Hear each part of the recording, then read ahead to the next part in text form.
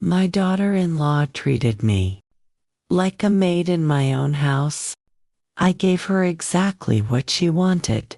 Asterisk, asterisk. I never thought the final straw would be a single sentence spoken in my own kitchen, delivered with the casual cruelty of someone who had long stopped seeing me as a person. It was a humid Thursday evening in late spring. The air hung heavy with the scent of blooming lilacs from the garden I had nurtured alone for years, mixed with the faint metallic tamps of polish I had used on the antique silver. My back ached from hours spent on my knees scrubbing the wide plank oak floors that Edward and I had sanded together decades ago. My hands, gnarled with arthritis, throbbed as I arranged fresh-cut roses and peonies into crystal vases I had grown, cut, and arranged without help. I had baked 3 batches of lemon bars, their bright citrus scent filling the house, and prepared a charcuterie board worthy of a magazine spread. Artisanal cheeses, cured meats, homemade crackers, and glistening fruit preserves I had canned the previous summer. The preparation had taken every ounce of my strength. I had risen at dawn, as usual, to ensure everything was perfect. The silverware gleamed under the chandelier light. The table linens were starched and ironed to crisp perfection. My knees protested with every step, but I pushed through because, at 70, I still clung to the belief that family meant sacrifice. That love was proven through endless, unseen labor.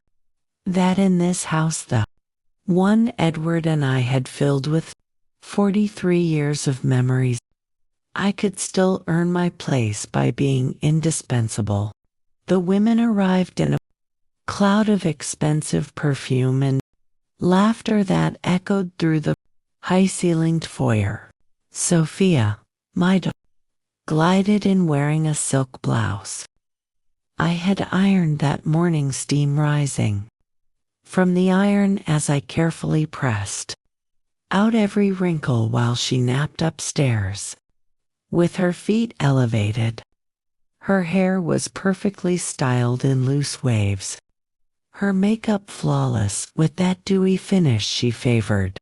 She gestured toward me with a bright, condescending smile as I carried in the heavy tray of warm lemon bars.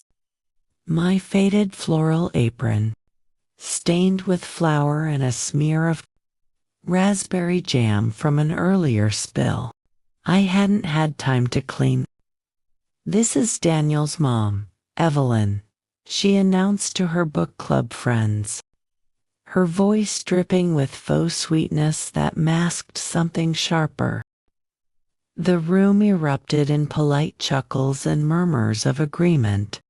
One woman in pearls, clutching a designer handbag that probably cost more than my monthly pension, actually reached out and patted my arm as if I were a quaint antique on display.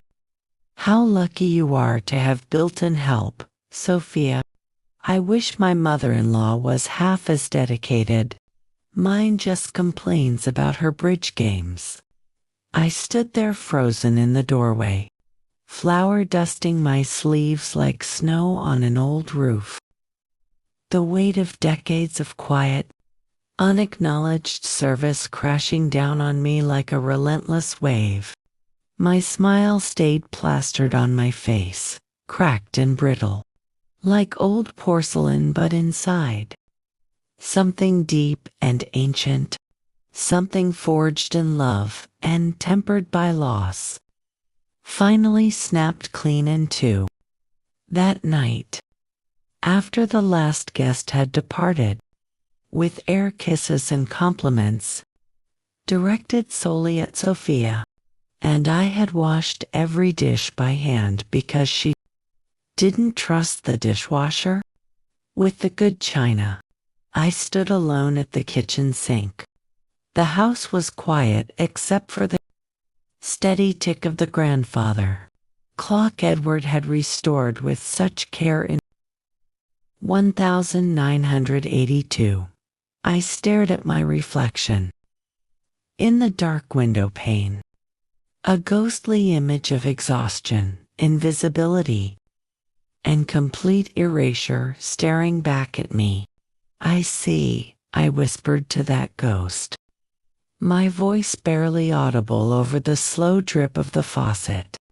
I had meant to fix weeks ago, but never found the time. You want a maid? Fine, I'll give you exactly what you want. Chapter 1. Echoes of a Full House ****. My name is Evelyn Harper. I am 70 years old, and this is the story of how I disappeared from my own life so that my daughter-in-law could finally have the home she believed she deserved, without me in it. It is a story of love that once bloomed brightly, of betrayal that crept in slowly, of quiet strength rediscovered, and of the hard-won freedom that comes when you finally stop pouring from an empty cup. It hadn't always been this way. Not by a long shot. 2 years earlier, the big Victorian house on Maple Lane had felt like a tomb of memories. Edward had been gone for 8 long years by then.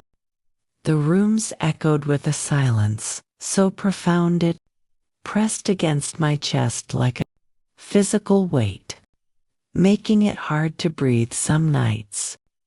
The garden we had planted together, roses in shades of blush and crimson, hydrangeas that turned the most perfect blue, heirloom tomatoes that yielded baskets full every summer, had grown wild and unkempt, a beautiful tangle of overgrowth that mirrored the state of my grieving heart. Vines climbed the trellises unchecked.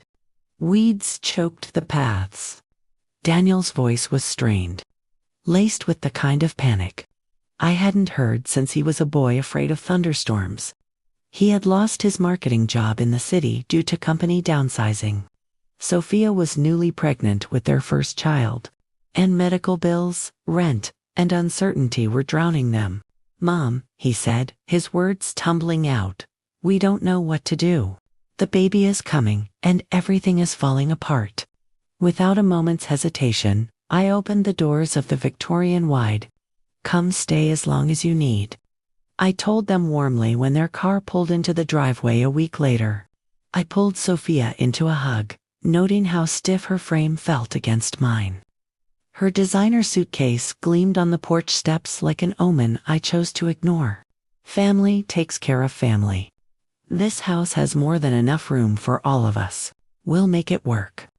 Daniel looked relieved, his shoulders slumping as he carried box after box inside, sweat beading on his forehead. Sophia offered a tight smile that didn't quite reach her eyes.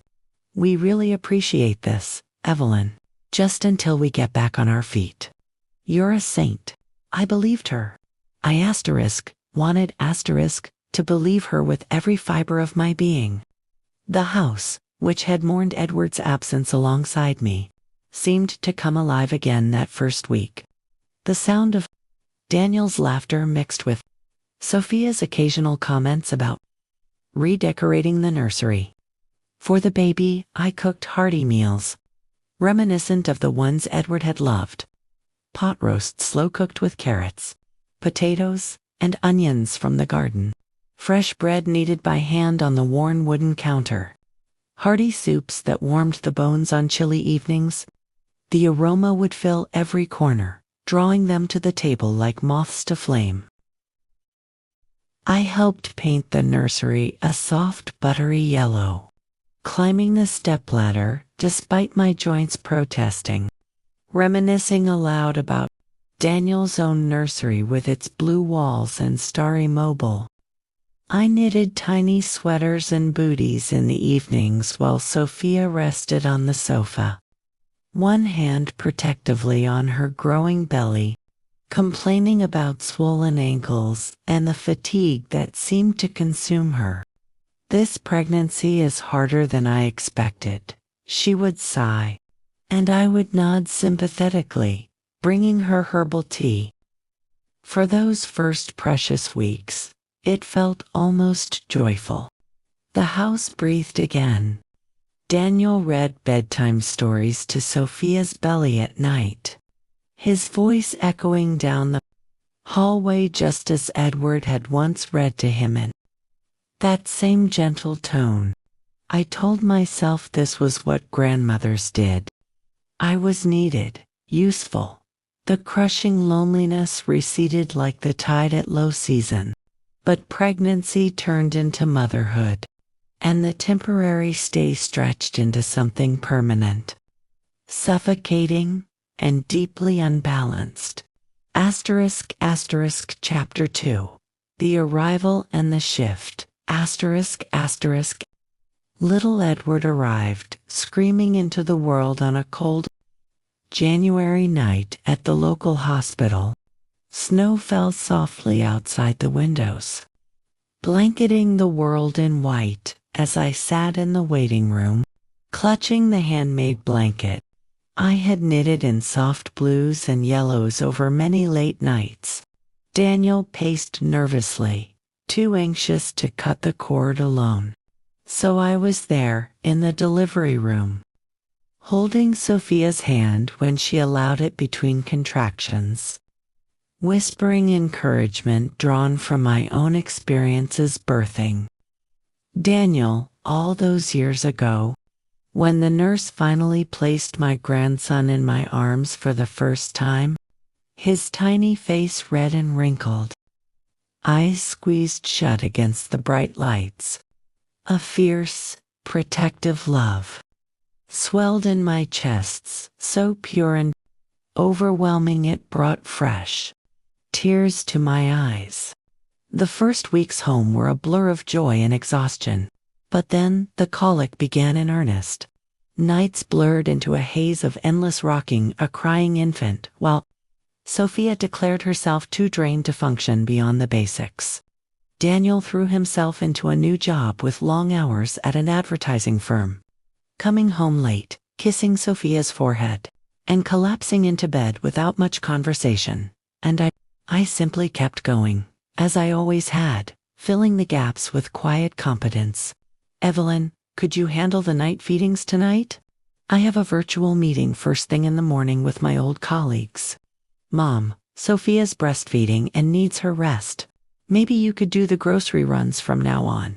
The list is on the fridge, and don't forget the organic milk." I did it all with a smile, or at least what passed for one on my tired face.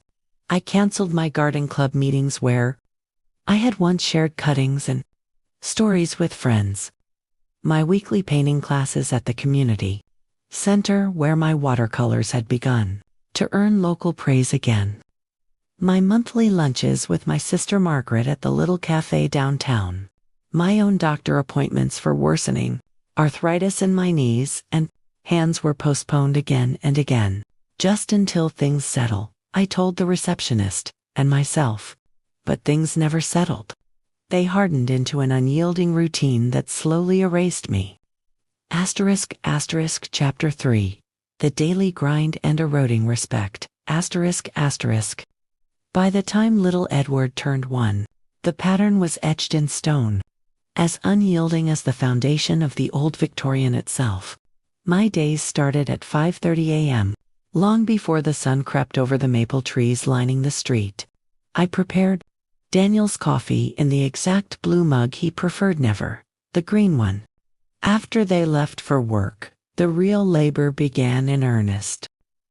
Laundry was separated meticulously. Sophia's silk blouses and yoga pants required delicate cycles. Special detergents, no fabric softener that might irritate her sensitive skin. I dusted baseboards on my hands and knees, the arthritis flaring like fire in my joints with every bend. Floors were vacuumed twice because the baby crawls everywhere and picks up everything. Then full-time childcare. Singing endless rounds of songs until my voice grew hoarse. Reading board books until the words blurred together. Preparing purees from scratch because jarred food was full of chemicals and who knows what else. Afternoons meant cooking. Dinner something light but gourmet because Sophia was watching. Her figure post-baby, I experimented with recipes. From magazines she left out, adjusting spices and portions to her exacting standards. Evenings brought the sharpest criticisms, delivered casually, as if commenting on the weather. The towels are folded wrong again, Evelyn. We use the KonMari method, no neat rolls. Not those old-fashioned stacks that take up too much space. You over-seasoned the salmon tonight. We're trying to eat cleaner these days. Less salt, more herbs. Why are the spices in the wrong cabinet? I rearranged them last month. You need to pay better attention to these things. My kitchen. My cabinets. My home of 43 years, where Edward and I had hosted countless holidays, celebrated anniversaries with candlelight dinners, and raised our son with laughter and love. The overheard conversations cut deepest of all. One afternoon, while folding laundry in the hallway near the living room, Sophia's voice carried clearly during a phone call with her friend. Oh my God. It's like having a live-in maid and nanny rolled into one. Daniel's mom just lives for this stuff. She's obsessed with being useful. I barely have to lift a finger. It's amazing how much she does without being asked. I feel so lucky. I stood there clutching a tiny onesie smelling of baby powder, and my own lavender detergent. Tears burning hot in my eyes.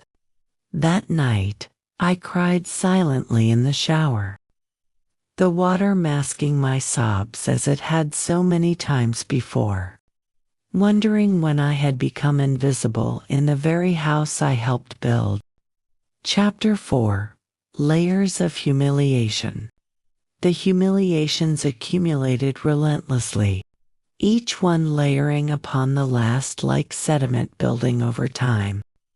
There was the elaborate dinner party for Daniel's colleagues. I spent 2 full days shopping at specialty stores across town, chopping vegetables with precision despite my aching hands, roasting meats to juicy perfection, and setting a table with the fine china Edward and I had received as wedding gifts in 1970. The silver candlesticks gleamed. The napkins were folded into elegant shapes. When guests raved about the multi-course meal, Sophia beamed and said airily, waving her wine glass, Evelyn helped a bit. She loves puttering around in the kitchen, you know. It keeps her busy. Helped, as if I hadn't planned, shopped, cooked, served, and cleaned the entire evening, while she sipped wine and played the gracious hostess, accepting compliments as her own. Another painful incident. I tripped on the stairs while carrying a heavy laundry basket, overflowing with linens, my arthritis betraying me at the worst moment. Little Edward was safe in his playpen downstairs, but Sophia rushed over not with concern for my well-being, but sharp irritation in her voice. Careful, Evelyn.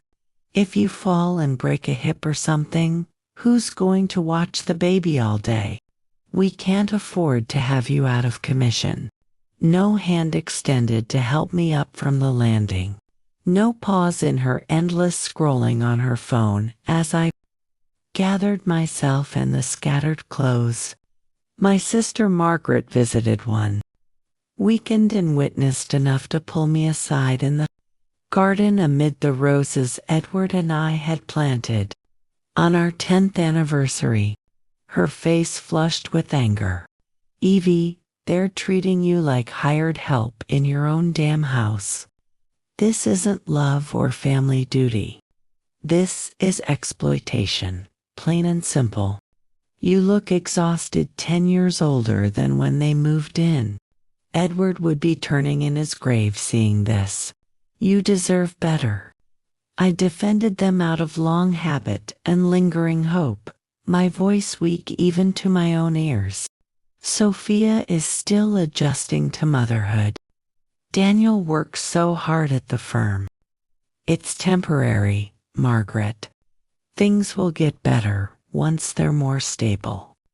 But her words planted a seed that took root and grew in the quiet hours of the night.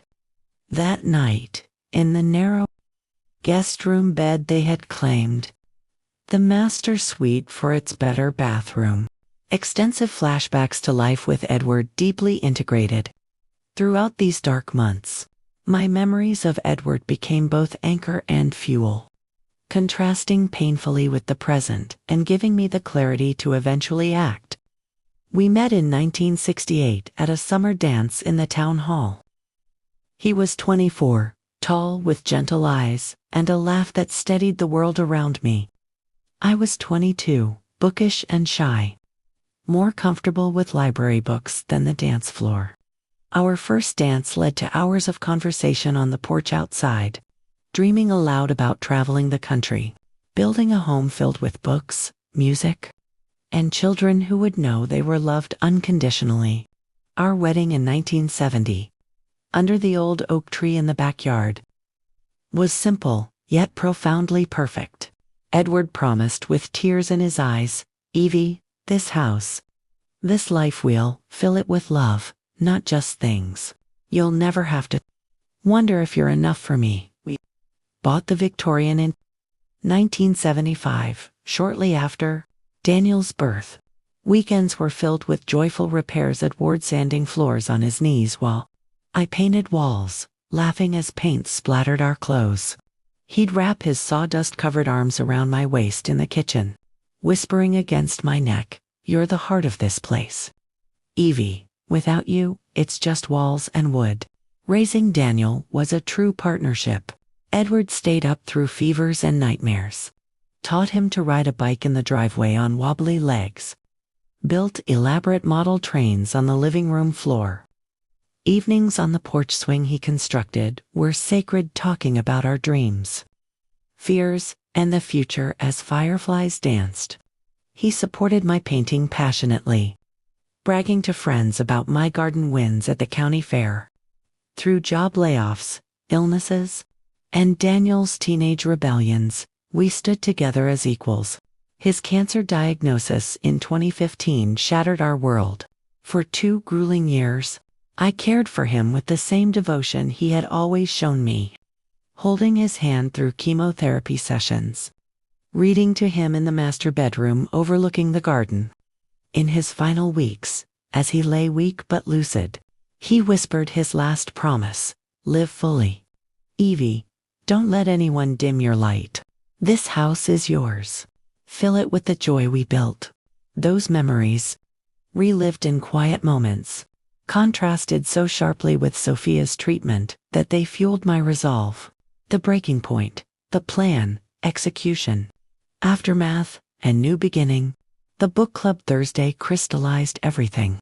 That night, after Sophia's casual "you missed a spot on the counter and don't hover so much next time," I sat with cold chamomile tea and made my lists.